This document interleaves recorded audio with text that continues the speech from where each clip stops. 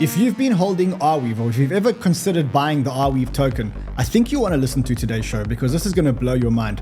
Even though the charts have been, hit hard because all altcoin charts have been hit hard, sometimes there are tokens where the price and the fundamentals are just completely disconnected. And I think this may be one of those times. And so today what we're going to be looking at is we're going to be looking at Arweave. We're going to be looking at what's going on at Arweave. We've got the founder, Sam Williams, with us. And then we're going to make a decision as to whether we should be buying Arweave, selling Arweave, or maybe even buying the new 𝗂 token. If that sounds good to you guys, what I need you guys to do is I need you to subscribe to the channel, join the 1.155870 million subscribers. Also, if you're already subscribed, smash the like button, obliterate the like button. I know a lot of you guys are holding Arweave, and we're here on a weekend bringing you crypto love and crypto wisdom and an exclusive interview with their founder. So only Banter can do this. Let's get going, guys.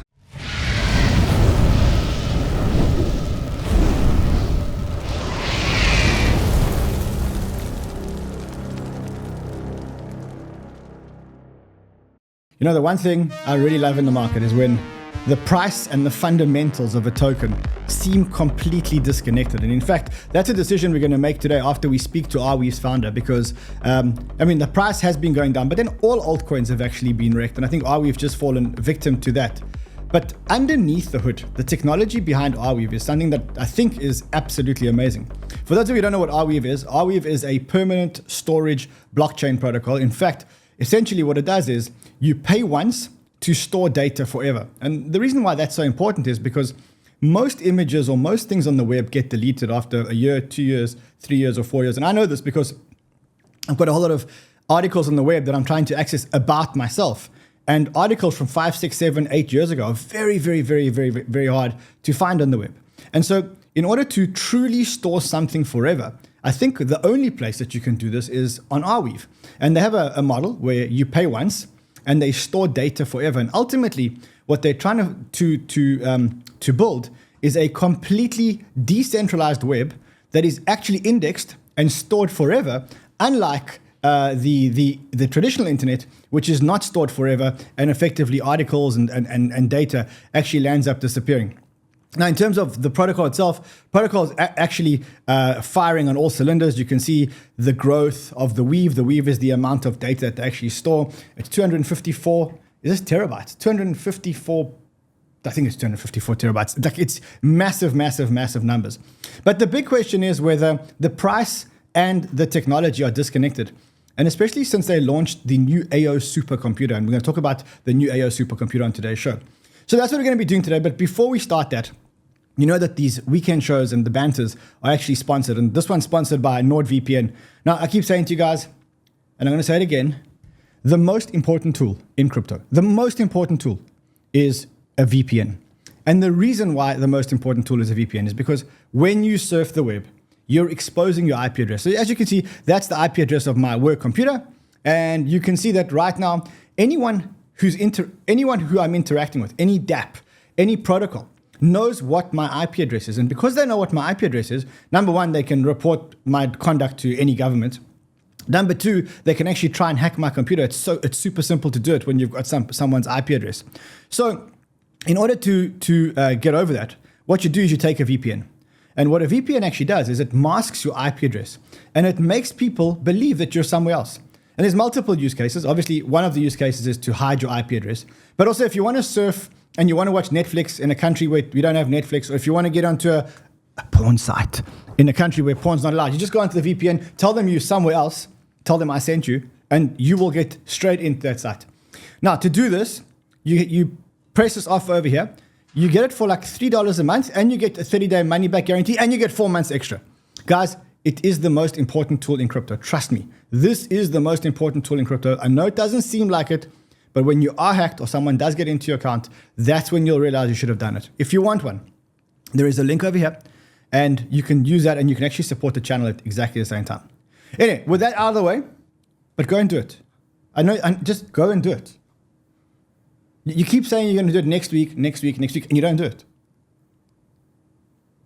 I'm waiting. Okay, with that out of the way, let's get back on track with the alpha.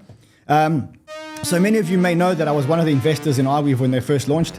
I know Sam personally. He's one of the smartest guys I've met in the space. And I think what you'll realize when we interview him today is you'll realize just how smart this guy actually is. And let me know in the comments what you think of Arweave and AO and whether you're adding it into your portfolio or not adding it into your portfolio. So without any further ado, let's get Sam onto the show. All right, Sam, good to see you, my friend. The last time we saw you, you just announced that you had conceptualized the AO computer. I think now we're about, 2 weeks after the official launch of the AO computer? 5-6 days since mainnet launch, yeah. Okay, 5-6 days since mainnet launch. I think let's just go back for people who don't really know what AO is and I think most people know what Arweave is, but maybe just let's talk about what AO is and how it actually works with Arweave, what the relationship is between AO and Arweave. Yeah, sure. So AO is a hyperparallel computer. It's essentially a decentralized supercomputer where you can run arbitrary amounts of computation with on-chain security properties.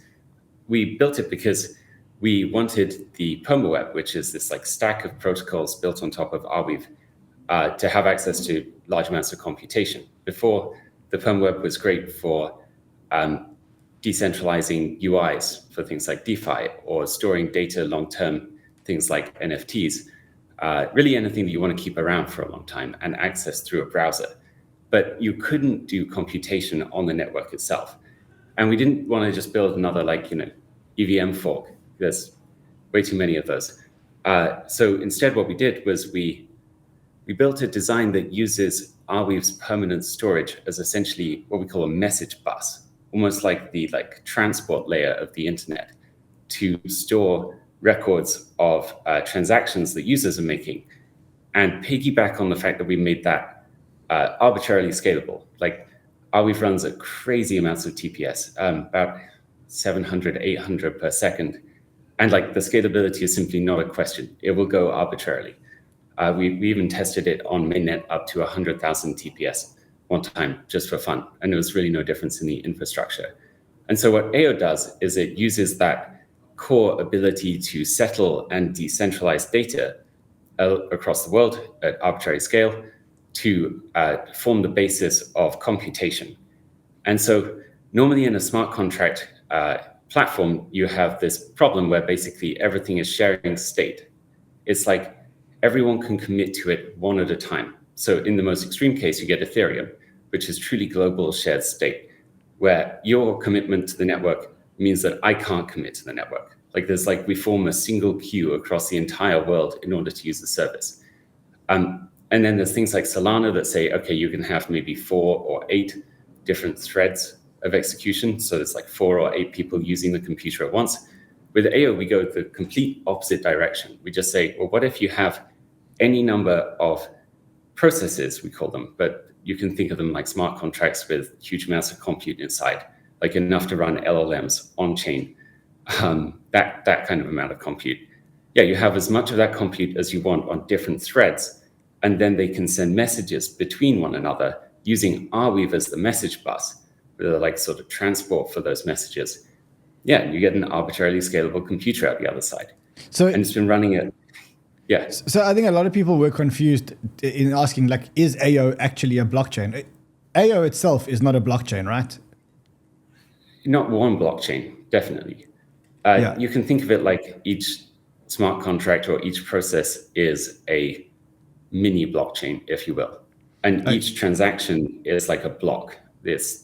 Each transaction is settled in its own concrete unit. And then you have an orchestration layer, which is essentially Arweave, that allows all of those things to work together. And so the AO computer obviously can only work on top of Arweave, right? You can't now go and put AO on top of other blockchains or other infrastructures. It can only work on top of Arweave. No. Okay. Yeah, it needs permanent storage.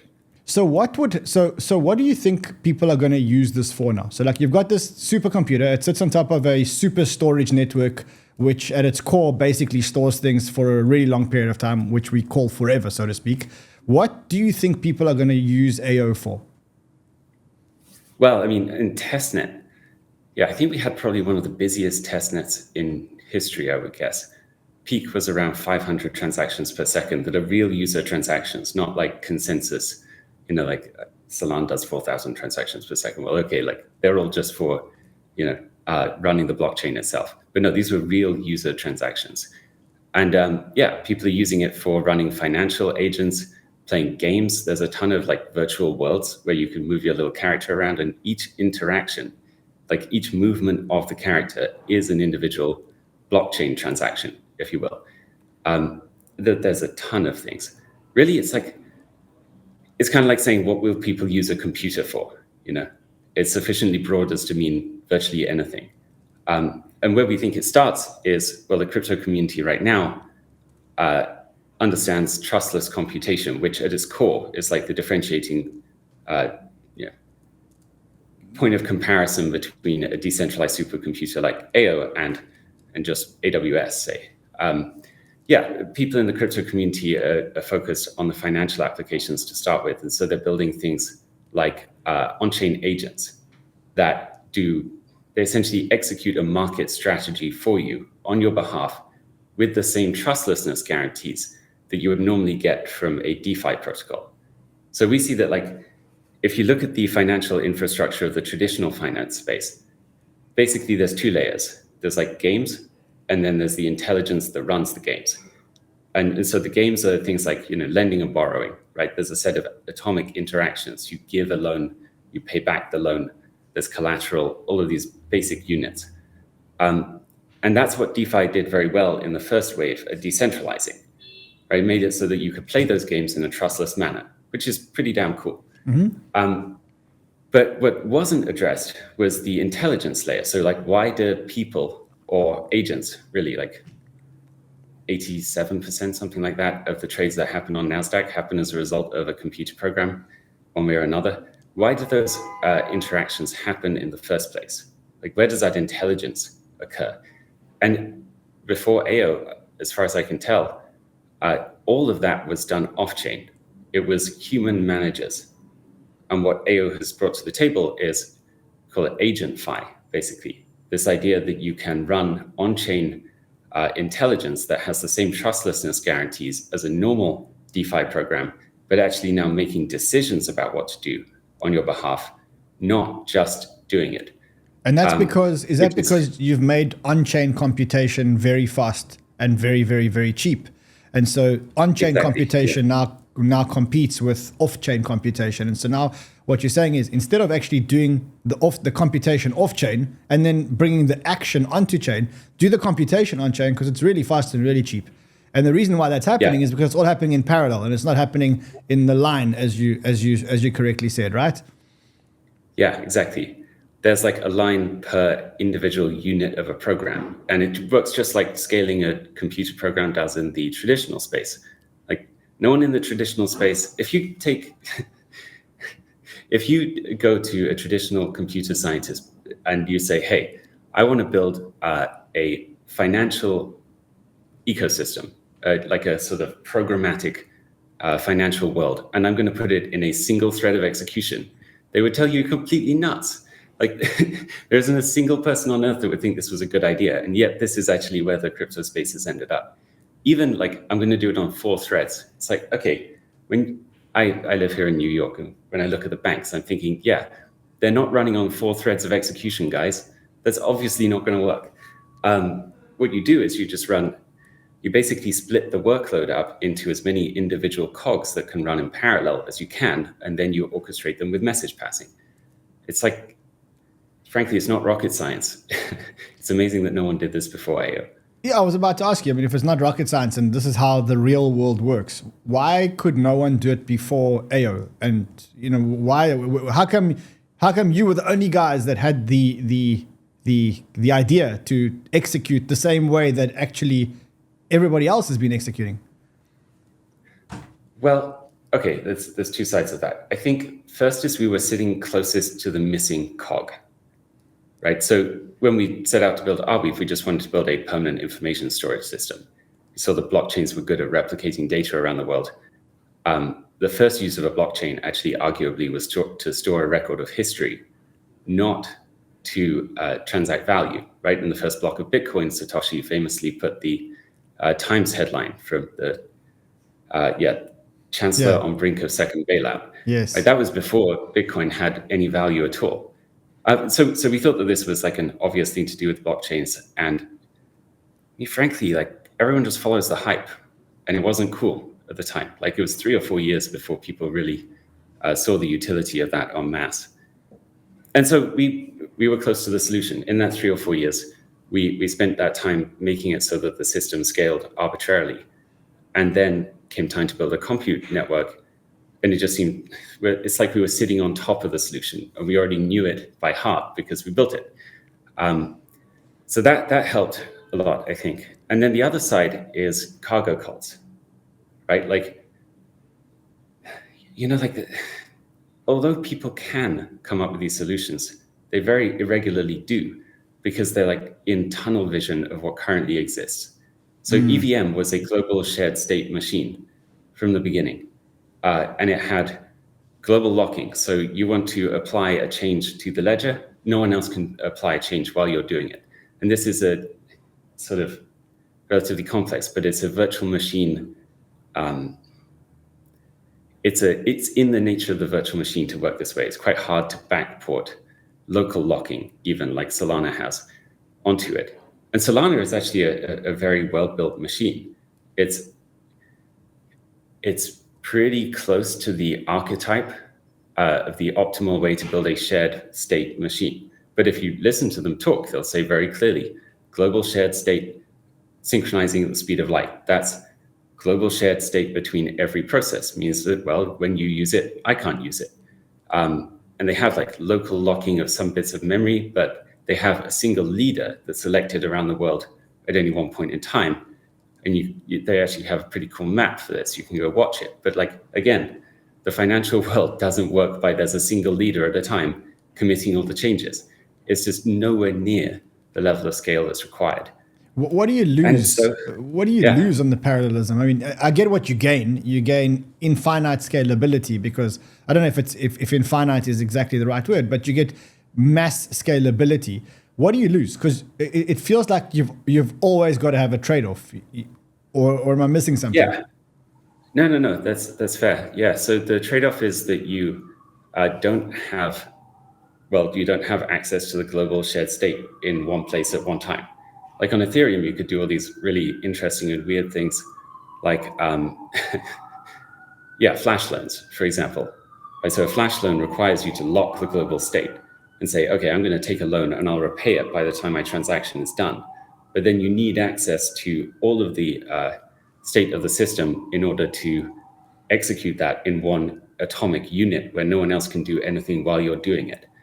And so you lose that type of capability. But again, let's just be real. Like, look at the world. It doesn't work with global synchronization and a single centralized ledger. It works with many, many, many ledgers put together. That's literally the architecture of AO. So you lose the ability to do a couple of, let's say, like niche things like that are kind of cool and pretty weird and novel. You couldn't do them in the traditional financial space for the same reason. But to be honest, I don't really think the cost is that high. And the upside is enormous. Okay, now I want to go back to Arweave. So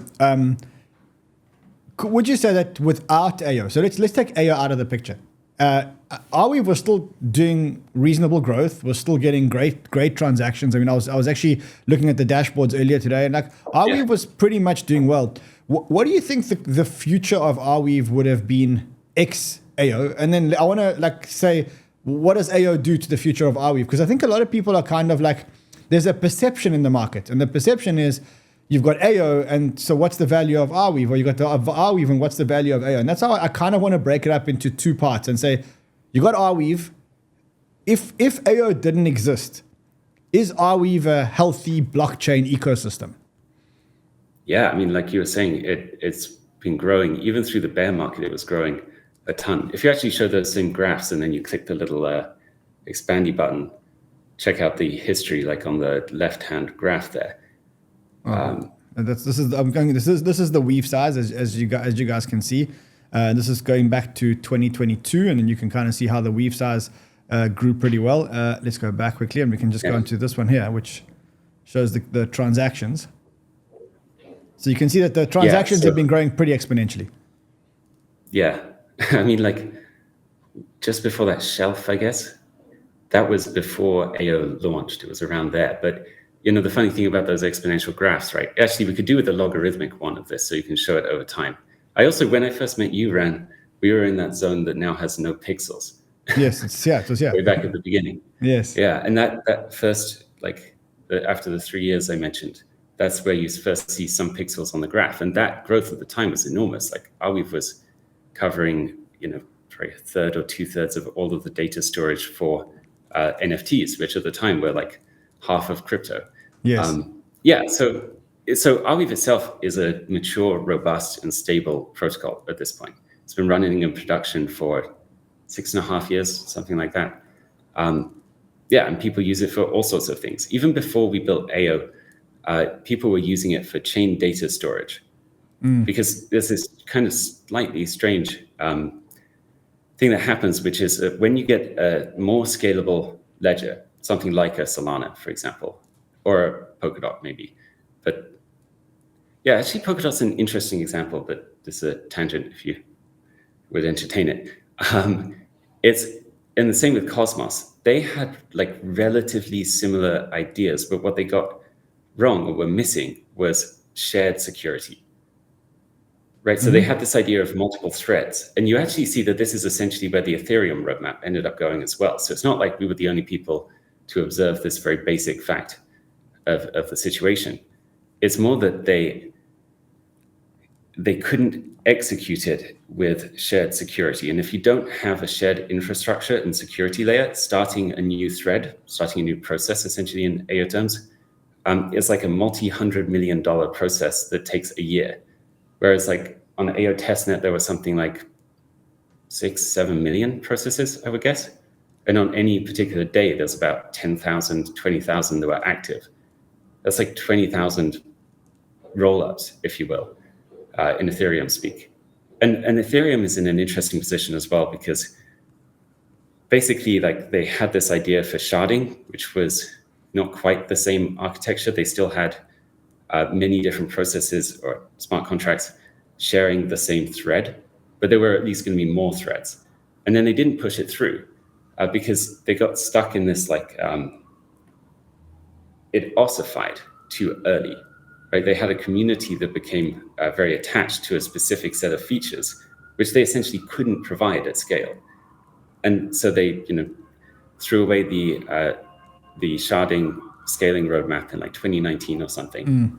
And then they moved to the Rollup-Centric roadmap. But the problem there was that each of these rollups was a separate blockchain network, right? And like in bizarre turn of events, essentially Ethereum became like a rent baron, essentially sitting in the middle saying, okay, if you want to attach yourself to the Ethereum ecosystem, you have to pay for block space, which is like, eventually they will just split off. And so with Ethereum's case, they had the same sort of general idea, let's have many different threads, not as extreme as 𝗂𝗘, but same core concept, but they can't really execute it because each of these different threads is a different, I think most of them are really actually just companies masquerading as protocols. They're like our little, finance island, if you will. And then you don't have like shared bridges between them. And that's what Arweave brought to 𝗂𝗘, was the ability to have a universal, like a universal message bus, essentially, that makes all of those processes neutral and composable. So I want to just go back to Arweave, and then I want to go into 𝗂𝗘 because I've got a lot of questions. But around Arweave, so the one thing about Arweave is that Arweave doesn't have like a very big foundation, or a foundation that has like, the ETH has the foundation, Solana has a Solana foundation. They've got tons and tons and tons of tokens. And those tokens are used to put on DevCons and bounties and hacker houses and you name it. In order for Arweave to be competitive in a ecosystem development environment, where does Arweave get the funding or the what's the word, like the funding or the runway to keep funding all these projects? Yeah, right. Yeah, so, well, I mean, for a start, like if you have something useful, you probably shouldn't need to fund it all the time. It shouldn't be like a client state, right? And the Arweave ecosystem has had about 3 or 4 different institutions at its core, with pretty sizable amounts of funding. Like Community Labs raised $30 million on their own for a product studio built on top of Arweave. So it has like let's say, a decent set, about 3 or 4 different organizations that are its protectors, if you will, that advocate for it 24/7, and keep growing it. But frankly, if you need to like pay people to build on your software all the time, you don't end up paying the right people, because there's like this selection bias, basically. And I think it was Marc Andreessen who saw this with the web browser wars in the 90s. He described this the same way. It's like you get all these ecosystem funds. We had them back in the 90s too. They don't go anywhere because the people you would fund are not the people that actually like the people that would take that money are not necessarily the people that are going to build the best software and are going to win the game ultimately, because those people are not going to be, basically persuaded by a couple of $1 million max. They have better opportunities. And so what we see with Arweave is it just naturally grows on its own. I think most crypto developers out there have used it one way or another for something already. And so it just has mindshare. Like, people understand it's the right way to solve the permanent storage problem. And at the core of blockchains, really, like, everything must be permanent. So if it's not a smart contract, then it's a reasonable likelihood it already exists on Arweave. So I have it's not super hypey. I actually have a question, and maybe it is a bit of a tangent, but there is a blockchain which is Phantom upgraded and is becoming Sonic. And I was just thinking, if blockchains are immutable and transactions need to live forever, what happens when all the Phantom validators stop validating? Where is that record of the Phantom blockchain? Where does it live? Exactly, and so there's this project called 𝗘𝗏 that we helped get going in 2020, I think. That tries to solve this exact problem with Arweave. Basically, they set up little pools to incentivize people to upload blockchain data to Arweave. And people think, well, blockchain data are permanent and immutable. The immutable part is certainly true, but there are ironically no incentives for the storage of the chain itself in almost every chain. Yeah, it's actually a pretty strange situation. So the more scalable it is, the more transactions it can write, the more you have this like ever-growing ledger, which needs to live somewhere. Someone's got to store it, but there's no payment for it. And so this is something Arweave can easily solve, because we focused very heavily on, well, how do you make an economic model that is viable to pay for storage for like hundreds of years, if not longer. Okay, and in terms of Arweave, just probably last question on Arweave. There was rumors that there were big sellers out there in the market. I think that it was Mike Arrington who wrote a blog, and he said something like, it is possible that Andreessen was one of the sellers. You also had Kyle Samani, who came out a while back on a podcast and said for some reason they did hold a big position, and for some reason they seem to have exited. I think he mentioned something along the lines of a disagreement of how to go to market and stuff like that. In terms of Arweave investors, do you follow these things? Do you care about these things? Do you follow these things? Walk me through the investor table, so to speak. Well, I mean, it's interesting. Arweave's been a liquid token ever since day one of mainnet. So people have come and gone over the years all the time. And we do track vaguely what we can, but quite often, like, I'll meet someone at a conference and they say, hey, we hold 100,000 plus R, which is like a decent chunk. And I say, okay, cool. It's nice to meet you. And we just don't know about it. It's interesting. It's interesting just because it's different than the normal startup world, but I think it is good because it means that the information flow is transparent and neutral. Like, fundamentally, I really just dislike this world in which there's, there are these pressures upon founders to provide information preferentially to these VCs that the public doesn't have access to, yet the tokens are traded publicly. This just doesn't sit right with me at all. So I'm pretty happy that everyone gets the same information on the same terms publicly, and no one has preferential access. Like, I chat with people on Twitter all the time, and it's probably more so than I do with VCs that reach out to me. It's a neutral playing field. And that seems to me to be like the core of what made crypto cool. Don't you need to have VCs in the project? You don't need to, but isn't it preferable to have VCs in the project? Because then they're also funding startups that are starting in the project. Like, if I look at the Multicoin and Solana ecosystem, Multicoin, one of the first places that any credible project building on Solana goes to get initial funding is they go to Multicoin, because they kind of know that Multicoin are big holders of the chain and big holders of the ecosystem around the chain, because they know it adds value to the chain, right? And I think that used to be true in like 2020. There was this whole, buy the base layer token and then go buy into projects on top play. That certainly does happen in the Arweave ecosystem still today, but I don't see that as actually the main activity of the VCs at this point, right? Like there's this general sense, I saw someone's post on X about this a while ago, that all of the big VC coins from Solana from they reposted, quote tweeted a post of like, here are the ones to watch from Solana 2020, and like they're all dead now. That none of them went anywhere. And so it comes back to selection bias again. I think it's like, look, the best founders are just going to build on the technology that actually works, and they won't need to be paid to do so, because they can't be paid. Because like, I don't know, if I were going out and building a product, I find it very hard to imagine that you could pay me to use something I thought was suboptimal. It just doesn't work like that. And if it was optimal, probably you're saying you wouldn't need to pay people to build on it. Right. Yeah, we don't in Arweave land. Like it just happens of its own accord.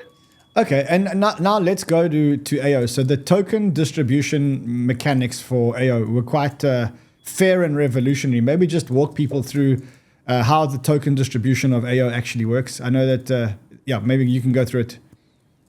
Yeah, so 𝗂 has a 100% fair launch system, which we think is pretty, like you see the word fair launch thrown around a lot.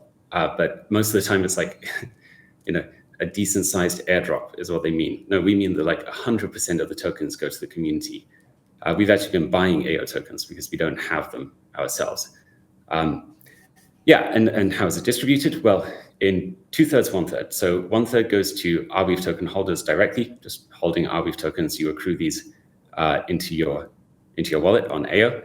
And the other 2/3 goes to people that bridge liquidity. And this is, so when we were looking at like, okay, in fact, frankly, we didn't build a compute system on top of Arweave for quite a few years, because we thought it's just a super crowded space. I mean, someone will eventually do the right thing. And there's unbelievable amounts of noise about solutions that just don't work. And like self-evidently from a technical perspective are not going to solve the problem. They might move you a little bit further down the line, but like, then you're just gonna be back in the same problem again, 10 days later, basically. And so you're seeing this play out a ton in the smart contract space. But yeah, so even if you got the right technology, you have to have an economy there. It's very, very hard to bootstrap. Why is it that Ethereum, even though it's no more scalable today than it was when it launched in like 2014, 2015, why is it that it's still used as the center of the economy of crypto? And the answer is, well, because money attracts money, basically. It's like a network. It's a very, very strong network effect. Same reason that people use dollars, even though the dollars are like getting devalued all the time. It's a network effect. It's a way to interact with other people. And if they're already using it, then you can transact there easily. So we figured we have to find a way to break that in order to have the better technology actually be adopted. Otherwise, there's a good chance we just don't win. And so what we did is we said, okay, well, why don't we give the token supply, 2/3 of it, to people that bring their economic residency into the system, people that basically seed the economy, if you will. And so we give out the tokens 2/3 that way, 1/3 to Arweave holders, and it's distributed on a Bitcoin-like 4-year halving curve, which is also pretty interesting. It's like a very, very long-term liquidity incentive. And we've seen this, like, I think it was 𝗕𝗏𝗏𝗏 token that was given out over a week. It's like, okay, that's kind of cool, but like, it's not a long-term sustainable system. So you've almost created like a mix between like a blockchain and something like a bearer chain, where they, bearer chain would talk about, I think they call it proof of liquidity. Is that what they call it? So you're saying it's almost like we want to incentivize people forever or for a long period of time to bring liquidity onto the chain. And when they do bring the liquidity onto the chain, then, or onto the platform, then they will get rewarded for it. Yes. I mean, I think Berachain is interesting. Actually, Berachain's, they have part of the right solution, which is to think, okay, well, how do you incentivize the growth of an ecosystem? But it's kind of like ham-fisted and centralized. Personally, I think, sorry, guys in the bear costumes, but I don't know if they even take it that seriously anyway. It's hard to tell. Anyway, yeah, there's part of the right solution there that I can agree with. I think the part that's missing is, well, you need there to be like a trustless distribution mechanism in the economy for people building new projects, or really like seeding that, seeding the ecosystem with things to do that should be like actually competition based rather than proximity to the foundation or what have you. And so another thing we added to the mechanism for 𝗂 was what we call permissionless ecosystem funding. Basically, the idea is, okay, so there are all these people that are getting distributed their 𝗂 tokens, whether Arweave holders or bridged assets. And bridged assets, peaked so far at like $700 million or something. And 𝗂 is still relatively unknown. So, and this is very early. So you have almost $1 billion in what people would call TVL. Well, we did a few weeks ago. Yeah. Market tanked a bit. But we did. And then on top of that, obviously, all of the Arweave tokens, they're already like necessarily part of the system. So like 1.5 or 1.8. That is insane. Like I mean, that's insane. That is insane. Yeah, like, it's huge. Yeah, and it's just the first innings too. Like almost no one knows about 𝗂. And so as the price of 𝗂 scales, so will the amount of capital that it attracts. And like 4 years down the line, when it really hits like, I think prominence and like the very intense growth phase, about where Solana hit it, then this will be there too, and it will just build. I'm going to ask you a question from the rest of the. I'm going to ask you a question, and I don't know if as a founder you can even answer a question like this, but I'm going to ask anyway because it's what I'm thinking.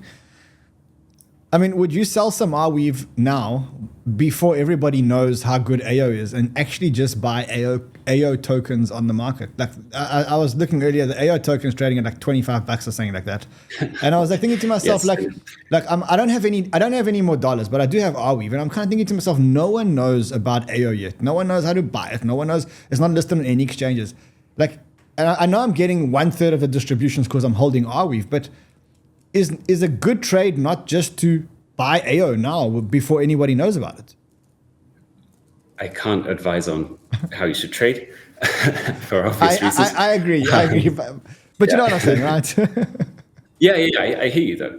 I can say this though, that like before 𝗂, our business model essentially was we just hold Arweave tokens, we make them more valuable fundamentally, and then we sell some Arweave tokens over time. We don't do that anymore. We want to hold our Arweave tokens because our Arweave tokens beget us 𝗂 tokens too. That's how we see it. It's also like that, I get that everyone in crypto, they're focused around these companies basically that offer protocols that they change all the time that aren't really protocols. But like they're more or less just investing in companies. That's the feeling that they get. And okay, with that frame, I can sort of see new shiny thing is better. I should go get that. But like that's not actually how protocols work. Like real protocols like Arweave are useful to people. We're not actually the only people building a compute network on Arweave either. There's this thing called 𝗬𝗎𝗻, which already has its own traction. They raised like 5 million last year, something like this, for an EVM type system on top of Arweave. So Arweave has like widespread adoption across the crypto ecosystem. Why do I personally hold Arweave? Well, because I think eventually over time it will become the central decentralized store for human knowledge and history. And we are like, we are so early in that playing out. It's kind of hilarious. Like we made it to 6.5 years. That's good. But like permanent information storage system probably only kind of proves itself sufficiently in the market. Like it starts to do so around now to like outsiders, enterprises, this type of thing. But yeah, it's a very, very long-term game. And so it's a real protocol, not a company. Yeah. And it just strikes me that it's one of the first actual digital commodities. So this is some of the reasons why we're excited about it. Sam, have you heard of a protocol called Walrus, which is being built on 𝗠𝗠y? And the reason why I ask about it is because a lot of people said to me, you know, that there's an 𝗬𝗡𝗡 on 𝗠𝗠y. Now, look, I know from the design of 𝗬𝗡𝗡 that it's not an 𝗬𝗡𝗡 on 𝗠𝗠y, but what do you know about Walrus and the difference between an 𝗬𝗡𝗡 and a Walrus? Yeah, I don't know too much about it. It's funny they also picked an elephant. I can't tell if that's a homage or not. They reference 𝗬𝗡𝗡 in the paper a couple of times somewhere, so who knows? Yeah. 𝗬𝗡𝗡, the mascot, is an elephant. Yes. The elephant never forgets. But Walrus is just a temporary storage system. It's kind of like Filecoin, I guess.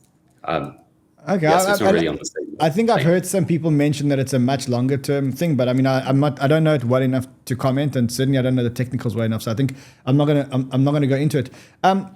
Tell me about T. I've heard the acronym TEEs. being thrown around. So TEEs have been thrown around quite a lot when talking about 𝗖𝗂 and some of the magic that 𝗖𝗂 does. Maybe just walk us through what is this TEE and how does it work and why is it so amazing? Yeah. So, okay, basically a TEE, a trusted execution environment, is like the hardware security module that you have in a ledger, except now it has a CPU inside. So imagine that basic structure where you have an enclave where even if you physically own the hardware device, you can't get the key out of it. In fact, actually attempting to get the key would destroy the key. It's the same idea, but applied to computation. And we integrated TEEs with, it's called Hyperbeam, the new node implementation of 𝗖𝗂, built from the ground up in the last 5 months or so, to properly scale us from testnet, which was already running at 1.7 billion transactions on testnet in 10 months, 11 months, to mainnet, which is even higher scale. So yeah, we built it into the system so that people could offer basically computation attestations, so attestations of correctness with very high degrees of reliability at virtually no overhead. And the normal mechanisms by which you would do this are like ZK proofs, this type of thing, which mathematically are sound. But there's a reality, which is, okay, you got your shiny ZK proof, that's great, buddy, but there's 5 people in the world that understand how it works. And so, yeah, the practical security is always limited by the software implementations.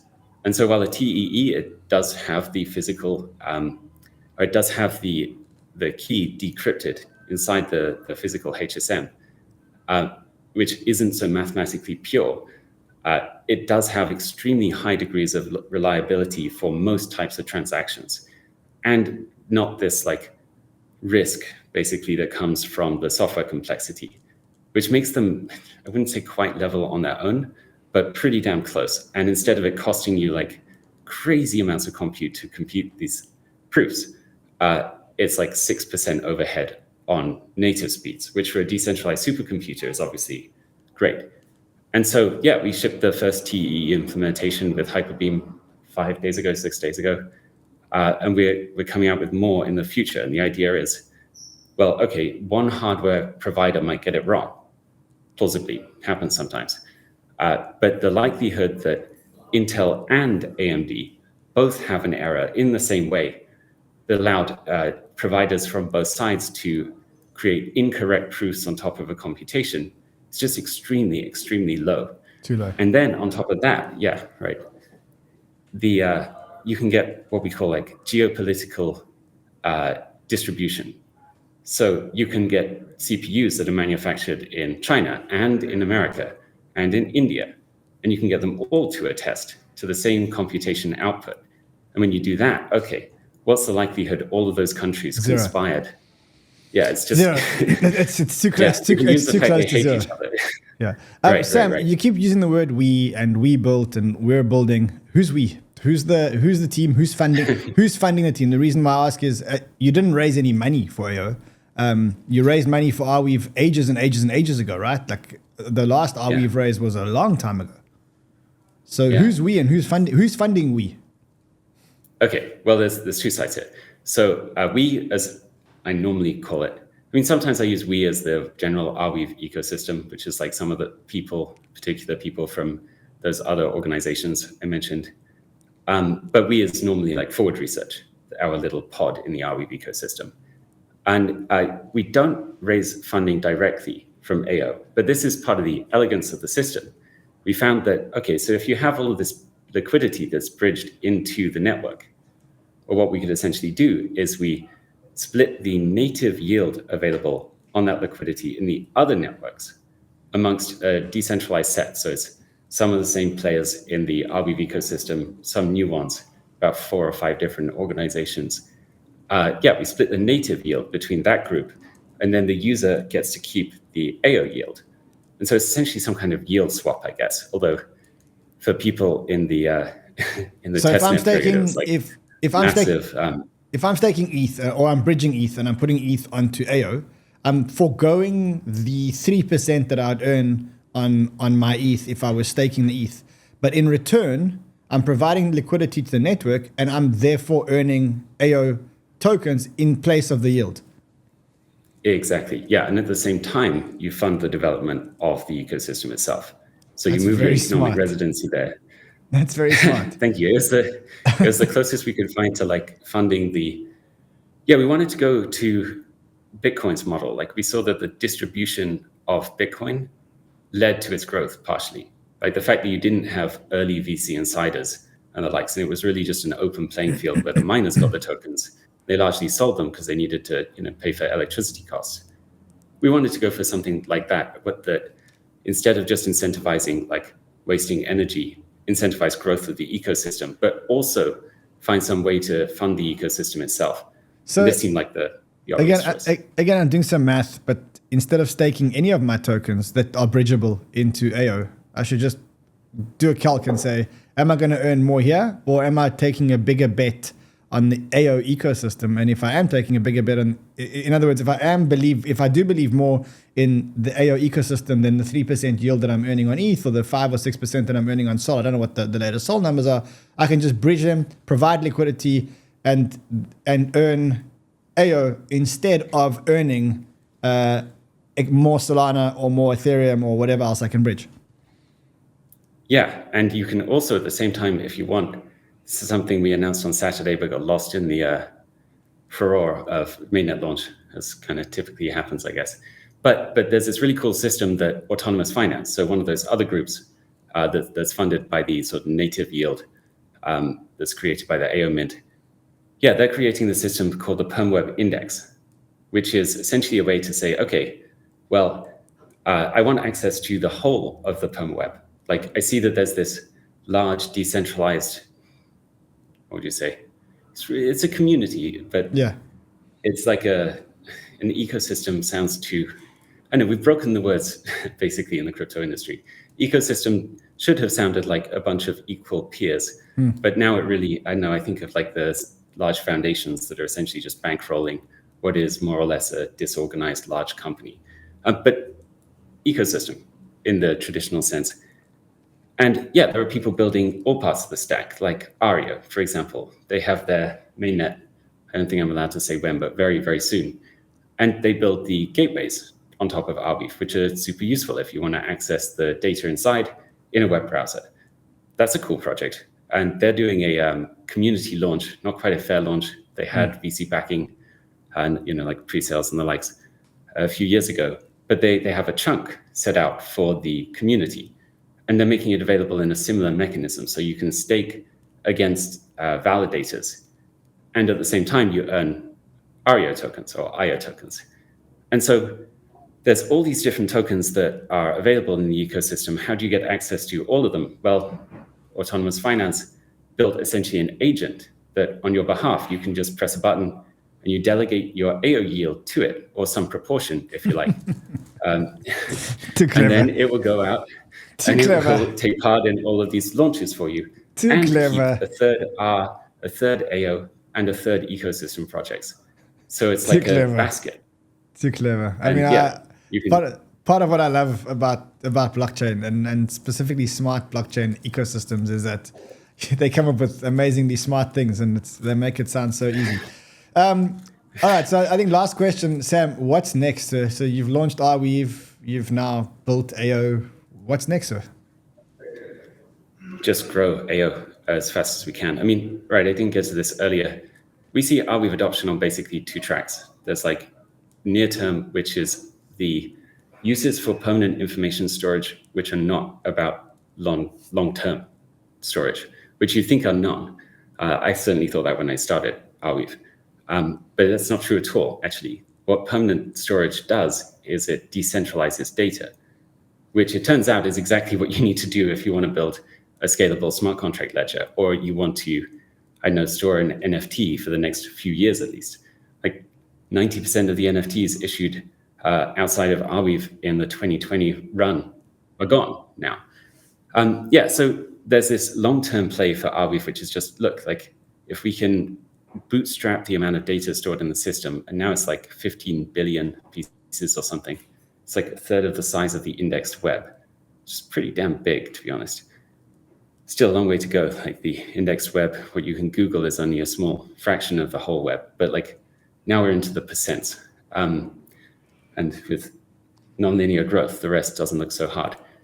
It doesn't look so hard. On that point, is there a search engine on Arweave? Like, is there a Google on Arweave? Yeah, there are GraphQL indexes, so that as a developer you can say, hey, give me everything that I know has the word ran in it, right, over time, and whatever else you want. But actually, interestingly, no one has put together a UI yet that just looks like Google, surprisingly. But part of the reason for that is because you can just use Google. Google indexed Arweave because it was all embedded in HTTP, like the nodes themselves speak HTTP. Yeah, Google indexed it right from the start. So you can just say like site:/arweave.net, one of the gateways, and then whatever search you want. And it will find, it doesn't do the whole thing, unfortunately. And that's where I think the opportunity is. But it does do a decent chunk. So but hold on.